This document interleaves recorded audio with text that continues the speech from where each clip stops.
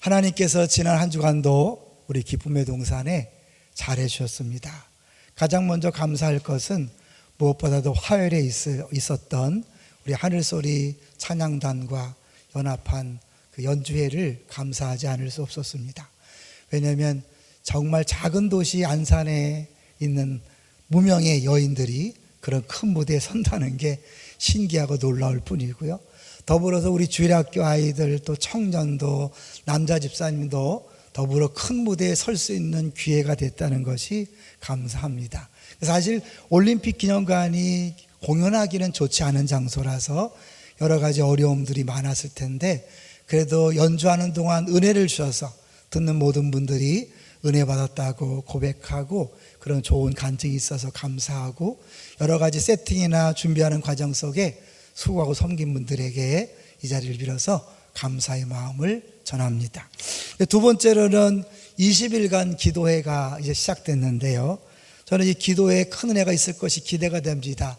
왜냐하면 첫날 11월 1일 날 외부 강사가 왔는데, 지난번 제가 한번 경험했던 목사님인데 이번에도 큰 은혜가 있었나 봐요. 어제 성mek 모임에서 집사님 한 분이 너무너무 좋았다 그러면서 안 온 사람은 평생 후회할 것이라고 막 그렇게 이야기하더라고요. 너무너무 좋았다고, 꼭 필요한 내용이었다고.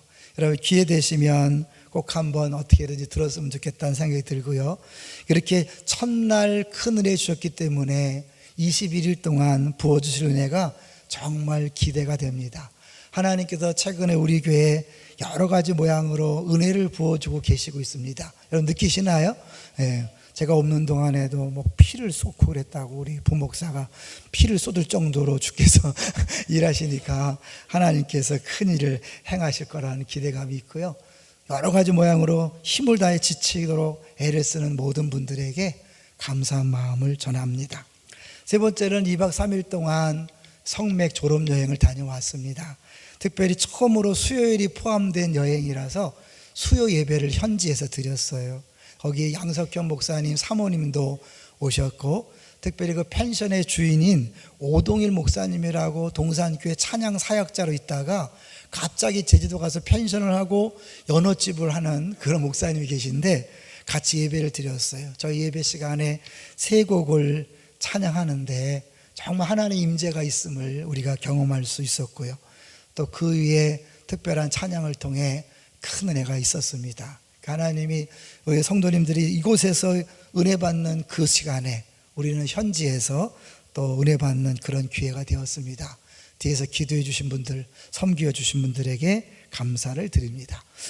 우리 오늘 제목을 한번 보겠습니다. 오늘 제목이 뭡니까? 이스라엘을 다스릴 자. 사실 미가서가 좀 어렵죠. 또 우리가 계속해서 이 성경 읽어가며 설교하다 보니까 우리 초신자들에겐 좀 어려울 수 있어요, 설교가. 그러나 이제 성경을 한 번이나 두 번에 걸쳐서 설교하다 보니까 좀 어려울 수 있는데, 오늘은 상대적으로 좀 쉽게 해보려고 합니다. 왜냐하면 이 미가서는요, 작은 이사야서라고도 얘기해요. 왜냐하면 이사야서 내용하고 거의 비슷하거든요. 다만 분량이 작지만 그 다루는 주제가 거의 비슷합니다. 이 미가 선지자를 남왕국의 아모스라고도 말해요. 왜냐하면 이 아모스가 북이스라엘에 대하여 공의롭지 못한 걸 지적했다면, 이 미가는 남왕국 유다가 공의롭지 못한 것에 대하여 지적하고 있습니다. 그래서 이 이사야와 미가가 굉장히 공통점이 있는데 차이점도 좀 있어요. 대표적인 차이점은 이사야는 귀족 출신이고 이 미가는 천민 출신이기 때문에 보는 관점이 약간 다르다는 것도 있지만, 더 큰 차이는 이사야는 오실 메시아에 집중합니다. 그런데 미가는 그 메시아가 오셔서 우리들이 누릴 수 있는 유익과 복에 대하여 집중하는 것을 볼 수 있습니다. 그래서 이제 우리에게 구체적으로 적용이 가능한데요, 우리들이 고난당하고 힘들어하는 어려운 현실들을 해석할 수 있는 큰 열쇠를 제공하는데, 그것이 3절입니다. 3절을 먼저 한번 볼까요? 3절 시작.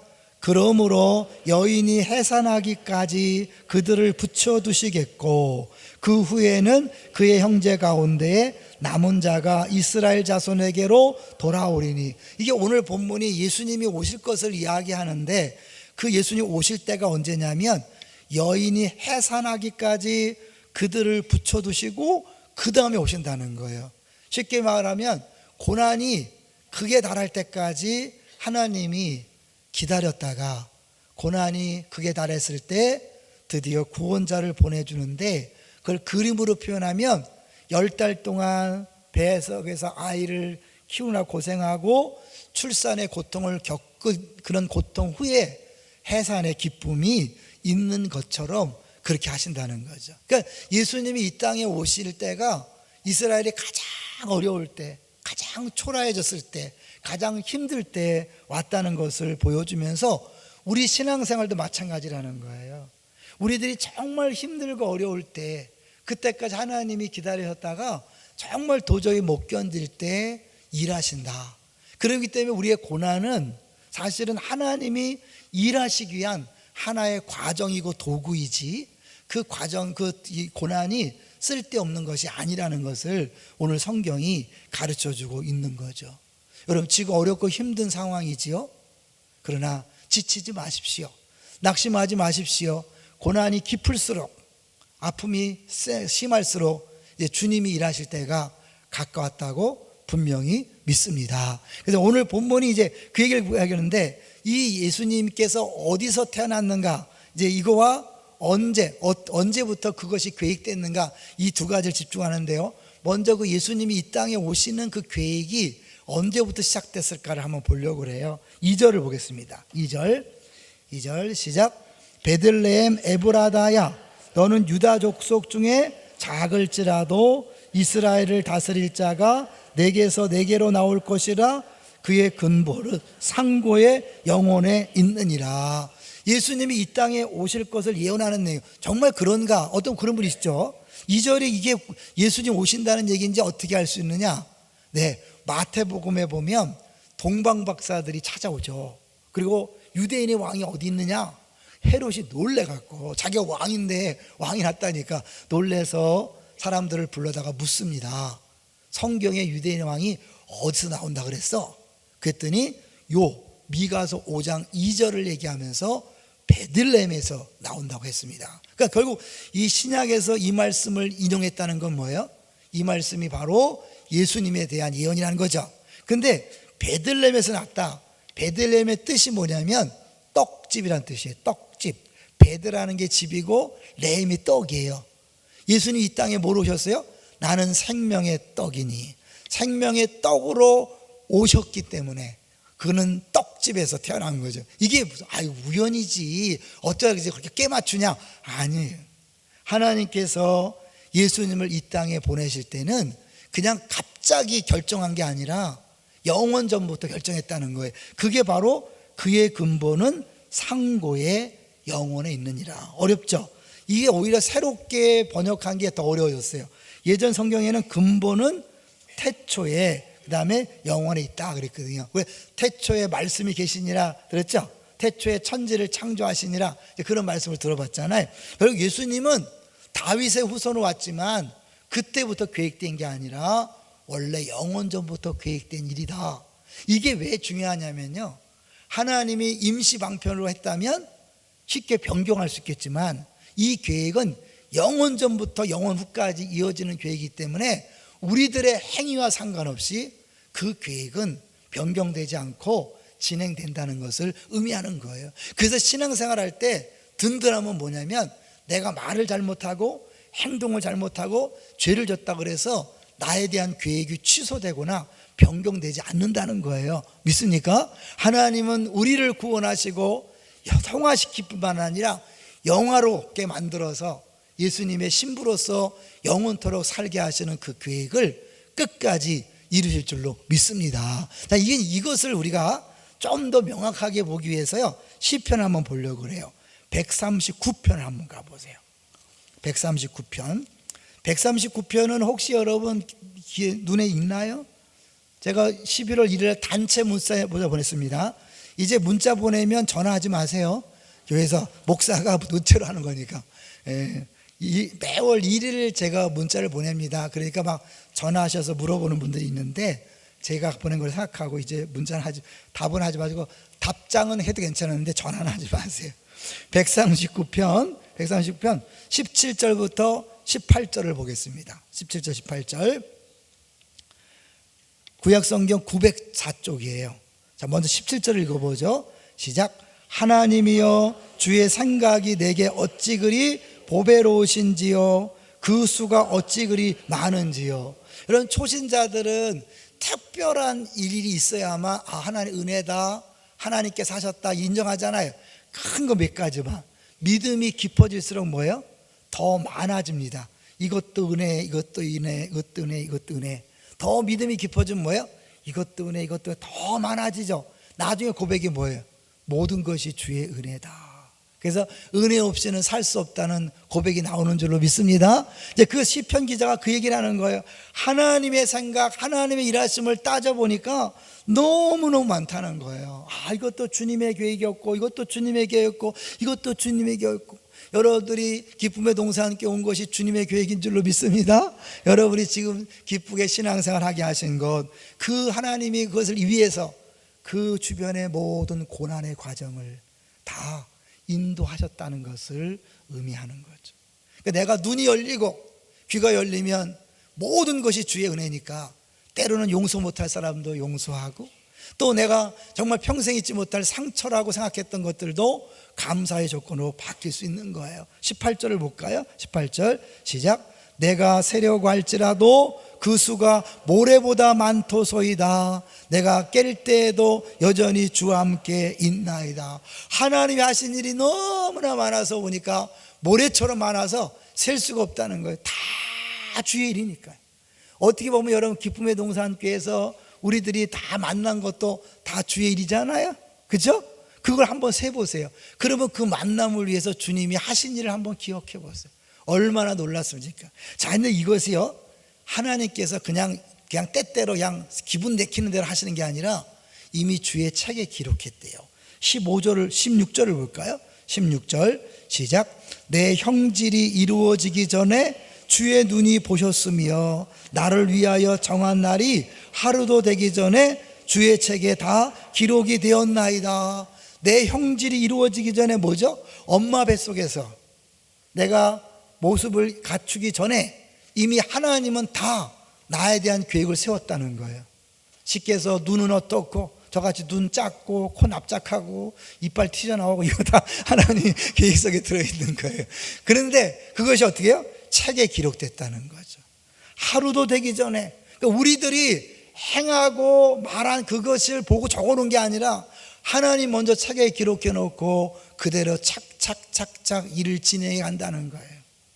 얼마나 놀라요. 늘 얘기하지만 하나님이 나를 먼저 계획했다고요? 부모를 먼저 계획했다고요? 이제 이건 확실히 알죠? 나를 먼저 계획했고 나를 이 땅에 태어나려는 계획을 이루기 위해서 엄마 아빠를 만나게 하신 거죠. 여러분, 엄마 아빠를 볼 때마다 안타까운 마음으로 불쌍히 여기셔야 돼요. 사랑하지도 않으면서 저렇게 만나서 얼마나 힘들어요. 여러분, 부모를 원망하지 마세요. 궁일이 여기셔야 돼요. 나를 태어나게 하려고 그 정말 사랑하지 않을 것 같으면서도 그렇게 만나서 저를 낳잖아요. 자, 그런데요, 그 엄마 아빠 뒤에는 뭐가 있어요? 할아버지 할머니, 할아버지 할머니. 또 올라갈까요? 할아버지 할머니, 할아버지 할머니. 이렇게 하나님이 나를 이 땅에 보내시기 위해서 전 인류를 계획했다는 거 상상이 되십니까? 나 같은 것을 위해서 정말 그랬다고요? 네, 여러분, 그래서 소중한 존재입니다. 시시한 존재가 아닙니다. 그렇기 때문에 하나님이 예수 그리스도를 죽이면서까지 여러분을 구원하신 줄로 믿습니다. 절대로 여러분 시간을 함부로 낭비하고 인생을 허비하지 마세요. 여러분, 너무너무 귀한 인생이에요. 하나님께서 우리의 모든 인생을 그냥 되는 대로 굴러가고 우연으로 겹친 게 아니라 계획 속에서 누구를 만나고 무슨 일을 하고 이런 것들을 다 준비하고 작정하신 거예요. 우리 교회는 상처 때문에 오신 분들이 많이 있죠. 우연일까요? 하나님의 계획일까요? 하나님의 계획입니다. 여러분, 그걸 빨리 깨달으시고 더 이상 상처에 매여 있지 마십시오. 그 사람들이 나를 힘들게 했기 때문에 내가 이 자리에 올 수 있었습니다. 그 사람들은 그런 도구로 쓰임받은 거예요. 여러분, 미워하면 여러분 괴롭고 또 하나님께서 우리를 용서하는 기쁨이 없어요. 땅에서 매면 하늘에서 매일 것이다.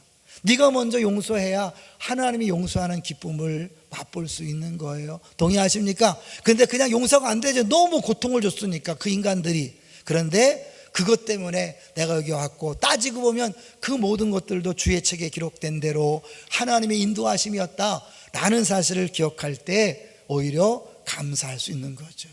우리 특별히 주보에 두 분의 간증이 나왔죠. 내치 간증.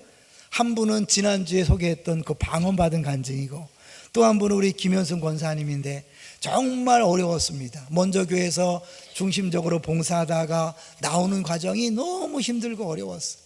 사실은 너무 힘들어서 양육도 신청하지 않으려다가 하나님께서 은혜로 신청하게 했고, 1, 3단계를 거치고 내치를 거치면서 이제 본인을 힘들게 했던 모든 분들을 용서했다. 하나님께서 나를 이곳에 보내시려고 한 것이 믿어졌기 때문에 용서했다라고 그렇게 고백하는 걸 봤어요. 어떤 게 더 좋을까요, 여러분? 두고두고 여러분 이놈의 새끼들 가만두지 않겠다 이러는 게 나을까요? 아니면 주님이 하셨다. 그들은 모르고 그런 도구로 쓰임받은 거죠. 여러분, 이왕이면 선한 도구로 쓰임받으시기를 주의 이름으로 축원합니다. 나쁜 도구로 쓰임받아서 우리가 이 자리에 오는 건 좋지만 여러분이 악한 도구로 쓰임받지 마세요. 의의 병기로 쓰임받으셔야 돼요. 그렇게 결국 예수님께서 근본은 상고의 영원에 있대 여인이 해산하기까지 오지 않으시다가 결정적인 순간에 주님이 오신 것처럼 우리의 모든 인생도 비록 고난이 있고 아픔이 있지만 그 고난과 아픔은 그냥 주어지는 것이 아니라 하나님의 놀라운 계획을 이루기 위하여 필요한 과정이었다. 그래서 모든 고난도 의미가 있다. 우리 인생의 모든 어려움도 의미가 있다라고 할 때 우리 인생이 해석되는 거예요. 이제는 과거를 너무 후회하지 마세요. 그것 때문에 너무 힘들어하지 마세요. 다 우리가 알지 못하는 사이에 합력하여 선을 이루신 하나님의 뜻이고 하나님의 일하심인 줄로 믿습니다. 그럴 때 여러분 표정이 밝아질 수 있어요. 언제까지 여러분 근심과 걱정 속에 살아갈 것입니까? 사실은 이 예수님이 이 땅에 오시는 혜택은요, 이 성경을 당시 받았던 남한국 사람들은, 남유다 사람들은 못 누렸죠. 우리만 누리는 거예요. 왜냐하면 예수님 2000년 전에 오셨으니까요. 그래서 그분이 왕으로 오심으로 말미암아 사실 우리에게 하나님 나라가 이루어진 줄로 믿습니다. 이제 그것을 보여주는 거 4절을 볼까요? 4절, 그분이 일하시는 방식을 얘기하는데요. 4절 시작. 그가 여호와의 능력과 그의 하나님 여호와의 이름의 위엄을 의지하고 서서 목축하니 그들이 거주할 것이라. 이제 그가 창대하여 땅끝까지 미치리라. 여호와의 능력과 하나님의 이름으로 의지하고 한다. 예수님이 오셨지만요, 자기가 하지 않는다 그랬어요. 성령을 힘입어 귀신을 쫓아내는 것이면, 예수님이 귀신을 쫓아냈지만 뭐라고 하냐면 내가 성령을 힘입어 귀신을 쫓아내는 것이면 하나님의 나라가 너에게 임했느니라. 성령의 능력으로 하는 거예요. 그러니까 본인이 했다고 하지 않으셔요. 여기 뭐예요? 하나님의 능력으로 하셨다. 그 다음에 여호와의 이름의 위엄을 의지하고 본인의 계획대로 하지 않았어요. 하나님 원하시는 때에 하나님의 방법으로 철저하게 하나님 중심으로 했음을 보여주고 있는 거죠. 근데 궁극적으로 뭘 한 거예요? 서서 목축하니. 이 목축이라는 게 왜 중요하냐면 그 뒤에 5절하고 연결이 돼요. 이 사람은 평강이 될 것이다. 샬롬이에요. 여러분, 평강이란 뜻이 뭐라고 했어요? 샬롬이라는 것은 하나님의 뜻이 우리 안에 이루어질 때 나타나는 부족함이 없는 상태. 그러니까 결국 샬롬은 뭐냐면, 야, 나 이제 더 이상 바랄 것이 없어. 너무너무 행복해. 나 만족해. 다른 사람의 걸 빼앗을 필요가 없어요. 욕심낼 게 없어요. 내 자신이 행복하니까. 할렐루야. 그것이 예수님이 이 땅에 오셔서 주시는 복이에요. 그런데 어떤 방식으로 주냐면 목축이에요. 목자로 오셨어요. 그래서 시편 23편에 보니까 여호와는 나의 목자시니 내가 부족함이 없으리로다. 결국 목자로서 우리에게 오셔서 우리를 인도함으로 부족함이 없는데 잘 생각하셔야 돼요. 목자와 양의 관계, 양은 목자의 뜻을 다 알까요? 모를까요? 다 몰라요. 눈이 나쁘기 때문에 때로는 사망의 음침한 골짜기를 갈 때 너무너무 무섭고 힘든 거예요. 그러니까 목자가 가는 길, 목적을 잘 몰라요. 다만 목자를 믿고 따라가다 보면 거기 푸른 풀밭이 있고 맑은 시냇물이 있는 거예요. 여기에 신앙생활에 어려움이 있어요. 정말 믿고 갈 수 있는가? 믿어지지가 않는 거죠. 때로는 상처가 우리를 권위자에 대한 불신을 만드는 거예요. 부모에 대한 상처가 믿고 따를 사람을 믿을 수가 없어. 선생님에 대한 상처가, 목회자의 상처가 권위자들을 싫어하게 만들어. 이것이 하나님에게도 하나님을 따라가는 게 믿을 수가 없어. 혹시 나에게 뒤통수를 때리면 어떡하지? 하나님도. 그래서 사실은 하나님과 재물을 겸해서 결정을 뭐냐면 하나님이 안 도와줘도 이 주머니가 있으니까 이러면서 가는 거거든요. 그러니까 우리가 하나님 외에 자꾸 다른 것들을 자꾸 주머니에 놓고 싶은 건 뭐냐면 하나님이 혹시 안 도와주면 어떡하나, 이런 거에 안에 불신이 있는 거예요. 기본적으로 있어요. 근데 거기에 우리의 상처가 겹치면 더 심해지는 거죠. 그분이 왕으로 오셨다는 것을 믿는다는 건 뭐냐면 100% 그분을 믿고 따라가는 거예요. 루터 얘기가 있어요. 이 마틴 루터가 친한 친구가 이제 필립 멜랑크톤이라는, 아마 역사를 공부하신 분들 알 텐데, 이 멜랑크톤이 약간 우울적인 기질이 있어서 늘 근심 걱정이 끊이지 않는데, 같이 신앙생활 하지만 늘 근심 걱정하는 거예요. 어느 날 마틴 루터가 안타까운 마음에 그 멜랑크톤의 어깨에 손을 얹고 이렇게 말했대요. 멜랑크톤, 이제 우리 왕노릇 그만합시다. 무슨 얘기인지 아세요? 근심, 걱정, 염려하는 것은 그 뿌리를 가보면 자기가 왕도로 탄다는 증거예요. 왕은요, 자기가 계획한 대로 뜻한 대로 다 하는 게 왕이잖아요. 그러니까 내가 근심, 걱정, 염려하는 게 뭐냐면 내 마음대로 뜻대로 되지 않은 것. 예를 들면 내 자녀가 최소한 중학교에서는 몇 등 이상 해야 되고, 어느 고등학교는 가야 되고, 어느 대학교 이상은 가야 되지 않나, 어떤 직장을 가야 되지 않나, 이런 계획이 어디서 나오는 거예요? 내가 볼 때 그 정도는 돼야만 얘가 행복하게 살 수 있다고 생각하는 거죠. 그건 하나님의 계획이 아니라 내 계획으로서 하나님과 상관없이 내가 왕노릇하는 거라는 거예요. 동의하십니까? 우리는 이렇게 되면 안 될 텐데, 누구 생각이에요? 내 생각이에요. 하나님은 내가 알지 못하는 크고 놀라운 계획 속에서 우리 삶을 인도하고 있습니다. 근데 그게 때때로는 너무 커서 우리들이 그것이 이해가 안 될 때가 많아요. 그래서 이런 찬송이 있는 거 아시잖아요. 은혜 아니면 살아갈 수가 없네, 호흡마저도 주의 것이니 하면서 크신 계획 다 볼 수도 없고 작은 고난에 지쳐도, 사실 양이 목자의 모든 계획을 알 수 없는 것처럼 우리 백성의 입장에서 왕의 그 큰 뜻을 알 수 없는 것이 당연합니다. 동의하십니까? 그러므로 사실 이해가 안 되고 해석이 안 되는 게 사실이에요. 그분은 분명히 좋은 길로 인도하지만 우리 마음속에 불안하고 염려가 수시로 찾아오는 게 사실이에요. 그때마다 여러분 기억하셔야 돼요. 그분이 나의 목자신데 좋은 길로 인도할까 어떻게 믿어? 그럴 때 어때요? 그가 진짜 좋은 목자인지 나쁜 목자인지 알 수 있는 한 가지 방법이 있죠. 뭐예요? 선한 목자의 특징은 양을 위하여 목숨을 버리는 사람이죠. 이해되시죠? 이 나쁜 목자는 맹수가 오면 자기 목숨을 구하려고 도망가요. 선한 목자는 목숨을 바쳐서 양을 지킵니다. 예수님 목자로 오셨어요. 뭐 하셨죠? 십자가에서 죽으셨어요. 여러분, 이 죽음의 의미가 대단한 거예요. 그분이 우리의 목자인데 죽으셨다, 믿을만 하다는 거예요. 이제 그분은 무슨 일이 있어도 나에게 가장 좋은 걸 주신다. 할렐루야. 여러분, 그 사실을 우리가 믿을 때 담대하게 한 걸음 한 걸음 앞이 보이지 않아도 믿음으로 걸어갈 수 있는 거예요. 여러분, 버티고 견뎌야 될 이유는 뭐냐면 아까 얘기했잖아요. 하나님이 해산하기까지 그들을 붙여두겠다. 그 마지막 순간까지, 어느 기간까지는 고통 속에 있어야 돼요. 고난 속에 있어야 돼요. 여러분 인생을 돌이켜보세요. 하나님이 승승장구 형통하게 하지 않았어요. 어려움이 계속된 다음에 어느 순간에 하나님 정말 이제 더 이상 못 버티겠어요, 못하겠어요. 그런데 하나님이 그 문제를 풀어주고 또 다른 길로 인도하신 적이 한두 번이 아니잖아요. 그렇죠? 여러분, 그렇게 하나님 인도하신다는 사실을 믿을 때 내게 주어진 모든 것들에 대하여 감사하면서 기뻐하면서 걸어갈 수 있는 거예요. 자, 시편을 한번 더 봤으면 좋겠어요. 여러분, 시편 96편을 한번 보세요. 개인적으로 여러분이 수시로 좀 읽어보세요.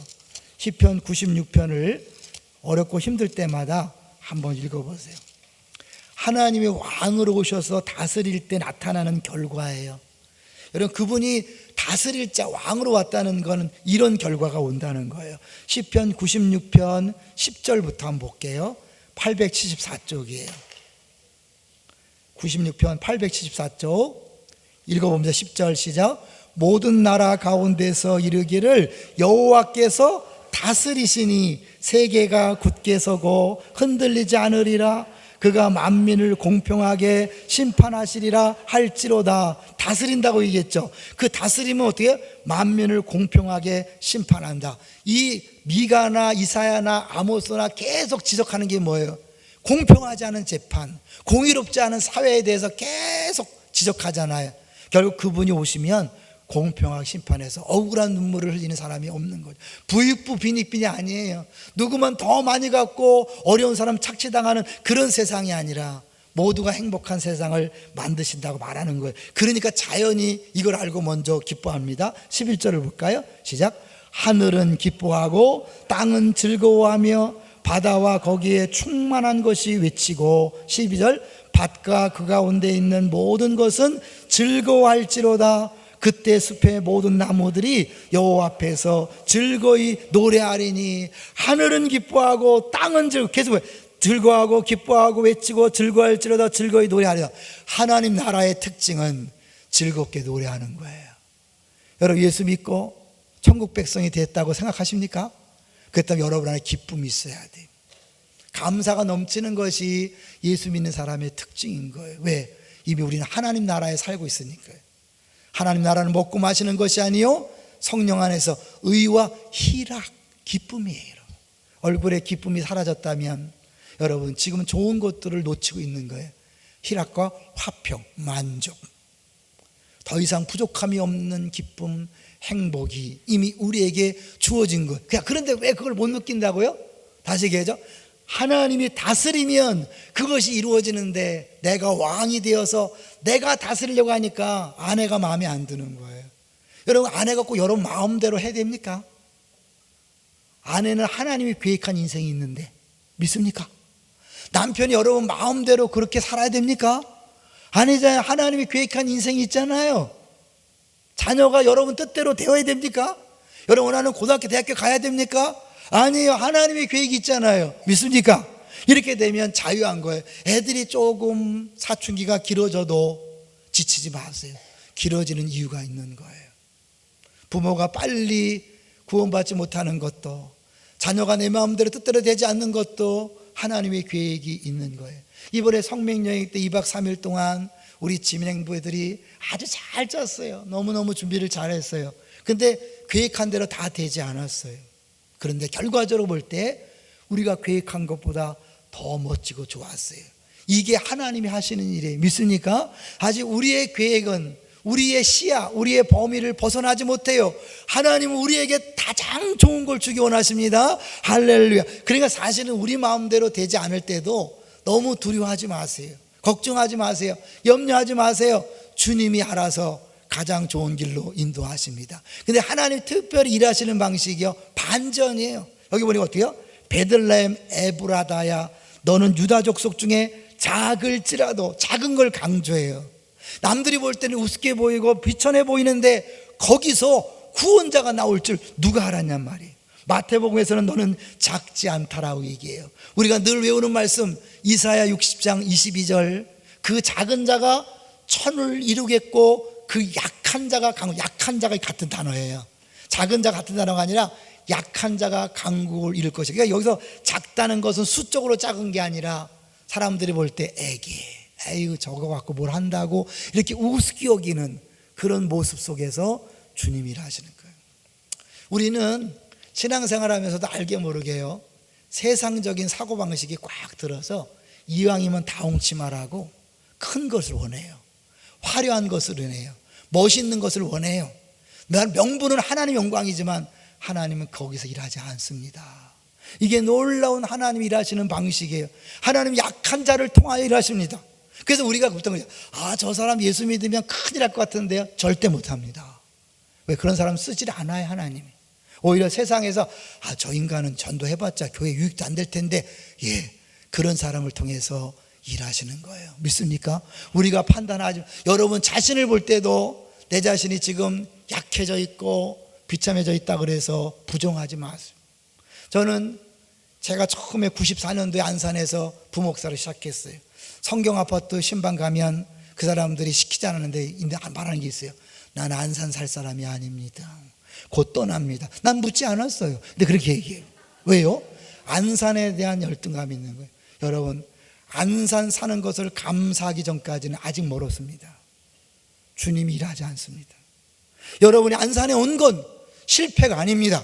하나님의 계획이고 하나님 뜻입니다. 믿습니까? 여전히 왕년에 내가 잘 나갔는데 왕년 얘기하는 사람 아직 멀었습니다. 죄송합니다. 여러분 지금 여기 온 것이 실패가 아니에요. 하나님 인도하심이에요. 여러분을 이렇게 구석으로 몰아넣고 천한 것처럼 약한 것처럼 몰아넣은 것이 주님이 일하시기 위한 방식을 사실 인정하고 지금 것을 받아들이고 감사하시기를 주의 이름으로 축원합니다. 그러니까 우리끼리 도토리 키재기 하지 마세요. 여러분 안산 밖에서 알아주지 않아요.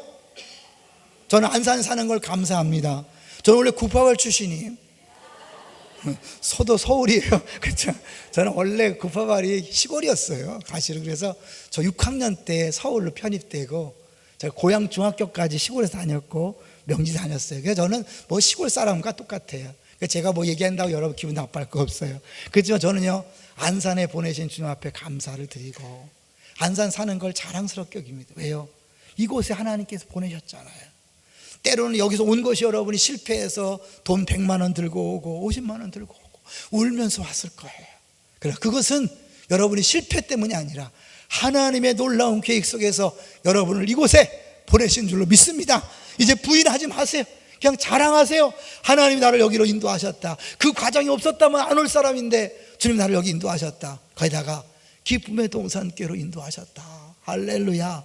여러분 그렇게 철저하게 낮아지고 자기 자신이 이제 아무것도 아님을 인정할 때 주님이 드디어 일하시기 시작합니다. 여러분 생각을 바꾸시고 태도를 바꾸시고 언어를 바꾸세요. 주님이 일하시려고 하는데 여전히 아직도 막 왕년 얘기하고 난 너희들과 달라, 나는 그런 사람이 아니야 이러면 아니면 주님이 넌 아직 멀었겠다. 그래서 여러분 해산하기까지 여러분 진짜 고통 속에서 여러분을 자신을 인정하고 겸손한 자리에 낮아질 때 주님이 일하시는 것이고 그렇게 하시는 이유가 뭘까요? 그래야만 하나님이 온전한 영광을 받으시기 때문입니다. 할렐루야. 예수님이 하나님의 아들이잖아요. 어디 왔다고요? 베들레헴 가장 나약한 동네에 왔어요. 그것도 집이 없어서 마구간에 태어나서 짐승과 같이 마구간에 태어났다니까요. 그리고 거기에 또 뭐예요? 말밥통. 말 구유는 밥통이잖아요. 말 밥통에 태어난 것도 의미가 있죠. 떡집에 태어난 것도 의미가 있지만 말 밥통에 태어났다는 건 뭐예요? 음식으로 태어난 거예요. 예수님이 내가 생명의 떡이다. 결국 그 그림으로 보여주는 거예요. 하나님이 그 베들레헴 말 밥통 정말 어쩔 수 없어서 주님이 거기서 태어났을까요? 하나님의 계획일까요? 하나님의 계획인 거예요. 세상 볼 때는 부끄럽고 약해 보이지만 하나님의 계획이 누구든지 나를 따라오려거든 자기를 부인하고 십자가를 지고 따라 그랬어요. 우리의 신앙생활은 다 화려한 게 아니에요. 다른 사람 앞에 무시당하고 손가락질 당하고 우습게 여김을 당하는 사이에 그들이 우습게 봤는데 어느 순간에 주님이 우리를 통하여 일하시는 거예요. 저 얘기했잖아요. 우리 하늘소리가 카네기 가서 공연할 줄 누가 알았어요? 올림픽 기념관에서 그렇게 많은 사람 앞에서 400석이 모자라서 서서 봐야 할 정도로 그 많은 관중 앞에서 할 수 있는 일입니까? 얘기 자꾸 하면 싫어한다 그래서 조심하지만 고건사님이 얼마나 상처받고 왔는데요. 정말 죽을 뻔한 고난을 겪고 온 거예요. 하나님이 하신다니까요. 여러분 그 모든 것들이 우연이 아니라 하나님 계획 속에 있다는 사실을 기억하고 이제는 다 감사하시기를 주의 이름으로 축원합니다. 어떻게 이런 상황을 감사하냐? 그래서 바울 사도가 주 안에서 기뻐하라고 말하는 거예요. 주 안에서. 그건 뭐냐면 로마가 정복하고 로마가 자기를 감옥에 놓지만 이 로마가 하는 일이 아니라 그 뒤에 주님이 계신다. 할렐루야. 이 주안이라는 거예요. 주안은 주님과 연합했다 할 때 쓰지만 주님이 통치한다 할 때도 쓰는 거예요. 주님이 진짜 왕으로 다스리신다. 로마는 그 하수에 불과하다.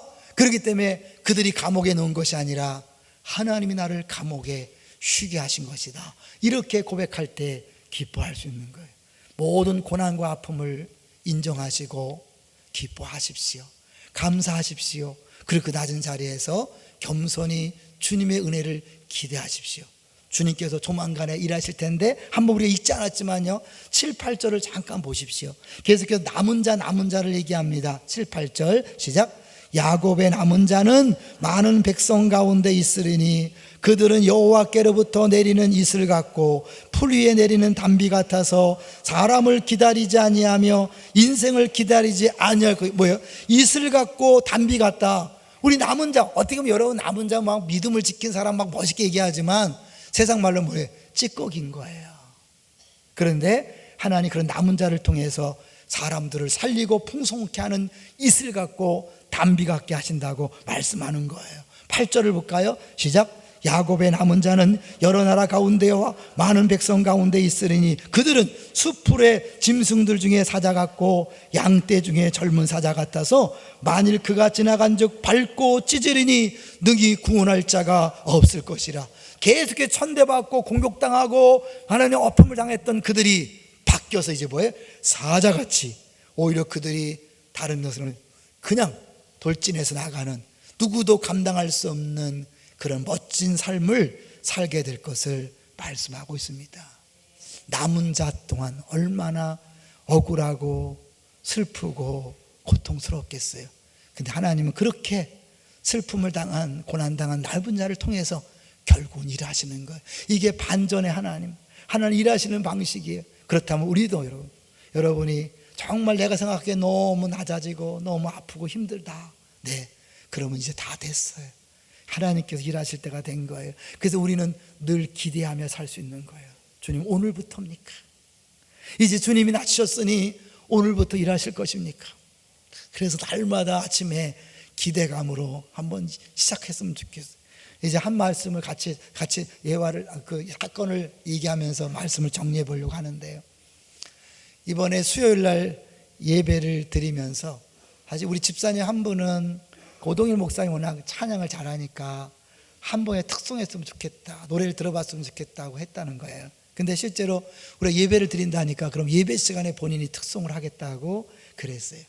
오간사님이 프로젝트도 준비해서 성경 말씀도 쏘고, 이제 제가 이제 설교를 하기 전에 그분이 오셔서 이제 찬양하는데, 뭐 찬양 사역자니까 얼마나 잘해요. 세 곡을 하는 동안 하나님 임재가 있었어요. 우리 집사님이 하나님 음성도 들을 정도로 하나님 분명한 임재가 있었어요. 근데 이렇게 찬양하면서 간증을 하는데 자기가 정말 맨몸으로 거기 와서 그 패션을 리모델링하고 연어집 만드는데 남들은 막 로또 맞은 줄 알겠는데 너무 잘해. 근데 정말 은혜 아니면 살아갈 수 없다고 그렇게 한대요. 그냥 말하는 은혜가 아니라 정말 주님이 하셨다는 거예요. 근데 가만히 보니까 자기가 안산에 있으면 찬양사 할 때 돈이 없으니까 이 연습실을, 녹음실을 매번 7, 8번을 부수고 만드는데 그 형이 목수랍니다. 그러니까 그걸 배워서 그렇게 한 것이 자산이 되어서 거기 가서도, 심지어 그 연어집 식당 할 때는 사촌 동생하고 둘이서 그 추운 겨울에 그걸 다 했답니다. 직접. 그러면서 많이 서럽기도 힘들었대요. 그런데 이제 그러고 나서 이제 찬양을 하는데 우리 집사님들이 신청곡을 했어요. 그거 뭐냐면 하나님은 실수하지 않으신다네. 그런데 그 곡을 듣는 그 우리 양석교 목사 사모님이 계속 우는 거야. 워낙 울기도 잘 울어. 워낙 참 감성이 뛰어나기 때문에. 그래서 우리가 이번에 별명 질 때도 하나님의 눈물로 졌어요. 근데 이분이 워낙 이제 그렇게 감성이 뛰어나니까 잘 울지만 아무 내가 생각해도 눈물 나게 생겼어요. 왜냐면 이분은 패션 펜션을 하고 연어집을 통해서 자립하게 되면 이 제주도민을 구원하기는 사역을 하겠다는 거예요. 외부에서는 제주도민을 구원하기 위해서 왔는데 이 사모님은 제주도 고향이거든요. 그 고향 사람들을 구원하기 위해서 갔는데 다시 올라오게 생겼잖아요. 계획은 세웠는데 계획대로 되지 않는 그 상황 속에서 많이 힘들지 않을까. 근데 여러분 이 노래 아시지만 이 노래 가사가 딱 맞아요. 하나님은 실수하지 않으신다네. 내가 걷는 이 길이 감정 조절을 좀 해야 돼. 혹 굽어드는 수가 있어도, 내 심장이 울렁이고 가슴 아파도 내 마음속으로 여전히 기뻐하는 까닭은 하나님은 실수하지 않으심일세. 아멘. 내가 세운 계획이 혹 빗나갈지 모르며 나의 희망 덧없이 쓰러질 수 있지만, 나 여전히 인도하시는 주님을 신뢰하는 까닭은 주께서 내가 가야 할 길을 잘 아심일세. 내가 정한 길이 아니라 그분이 기록한 나를 향한 가장 좋은 길이 있는 거죠. 어두운 밤, 어둠이 깊어 날이 다시는 밝지 않을 것 같아 보여도 내 신앙 부여잡고 주님께 모든 것 맡기리니 하나님을 내가 믿음일세. 하나님이 왕으로서 나보다 더 뛰어난 것을 알고 계신다는 사실을 믿는 믿음입니다. 지금은 내가 볼 수 없는 건 너무 많아서 너무 멀리 가물가물 어른거려도 운명이 오라 나 두려워 아니하리. 만사를 주님께 내어 맡기리. 그분이 왕으로 오셔서 우리에게 주어진 평강을 누리려면, 그 풍성함을 누리려면 맡기는 거죠. 전적으로 맡겨야죠. 차츰차츰 어둠은 거치고 하나님 지으신 빛이 뚜렷이 보이리라. 가는 길이 온통 어둡게만 보여도 하나님은 실수하지 않으신다네. 사실 그 오동일 목사님의 고백이었어요. 자기가 이 가사가 자기 삶을 그대로 보여준다고 하더라고요. 근데 저는 들으면서 오히려 그 사모님과 양 목사님이 더 보여줬어요. 근데 두 부분 뭘까요? 우리의 모든 인생을 돌이켜보면 우리 뜻한 대로 계획한 대로 되지 않았어요. 그러나 결론은 확실한 것은 하나님을 실수하지 않고 바로 우리가 여기 이 자리에 있다는 사실입니다. 믿습니까? 만약 여러분이 아직도 기쁘지 않고 행복하지 않다면 아직도 관점이 틀렸기 때문에 그렇습니다. 여전히 안산을 싫어하고 나는 실패자가 아니야, 너희와 달라 이러고 있으면 기쁨이 없습니다. 내 모습 이대로 주님이 하셨다. 주님은 실수하지 않는다. 감사하다. 남편을 보고 감사하고, 아내를 보고 감사하고, 자녀의 그 모습 그대로 감사하고, 부모를 감사하고, 내게 주어진 모든 만남을 감사하고 기뻐할 때 여러분 앞에 정말 만족이 있고, 이제는 주님 앞에서 그 만족함이 더 고난을 주신다 하더라도 버틸 수 있는 힘을 줘서 한 걸음 한 걸음 믿음으로 버티는 거죠. 주님은 반드시 우리들을 통해 일하실 것입니다. 우리를 통해 영광을 받으실 것입니다. 지치지 마십시오. 낙심하지 마십시오. 포기하지 마십시오. 나이와 상관없습니다. 재산과 상관없습니다. 학벌과 상관없습니다. 우리의 과거와 전혀 상관이 없습니다. 왜요? 하나님은 그 모든 것들을 다 하시고 준비시켜 놓은 자산이기 때문입니다. 여러분의 자리에서 여러분 모습대로 주님께서 쓰실 것을 기대합니다.